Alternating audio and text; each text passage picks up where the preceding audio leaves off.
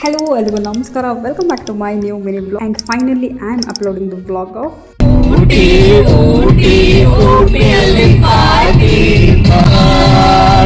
Yes, Ooty trip ಹೋಗ್ತು almost 1 ವಾರ ಆಗಿದೆ. ಇವಾಗ ಬ್ಲಾಗ್ ಅಪ್ಲೋಡ್ ಮಾಡ್ತಾ ಇದ್ದೀನಿ. ಇದೊಂದು ಅನ್ಪ್ಲಾನ್ ಟ್ರಿಪ್ ಆಗಿತ್ತು ಅಂಡ್ ನಾವು ಮನೆಯಿಂದ ಹೊರಬೇಕಾದ್ರೆ ಆಲ್ಮೋಸ್ಟ್ 7:30 ಆಗಿತ್ತು. 9 ಗಂಟೆಗೆ Bandipur check post almost close ಆಗಿಬಿಡುತ್ತೆ. ಅಟ್ ಎ ಟೈಮ್ ನಾವೆಲ್ಲ ಚೆಕ್ ಪೋಸ್ಟ್ ರೀಚ್ ಮಾಡಿದ್ರು ಇಲ್ಲೊಂದ್ ಕಡೆ ನಮ್ಗೆ ಸಿಕ್ಕಾಪಟ್ಟೆ ವೇಟ್ ಮಾಡಿಸಿದ್ರು.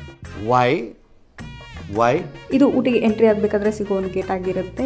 ಯಾಕೆ ವೇಟ್ ಮಾಡಿಸಿರ್ಬೋದು ಅನ್ನೋದನ್ನ ಕಾಮೆಂಟ್ ಅಲ್ಲಿ ತಿಳಿಸಿ. ಸೊ ಟೈಮ್ 10:46 ಆಗಿದೆ. ಫೈನಲಿ ಅಲ್ಲಿಂದ ಹೊರಟ್ವಿ.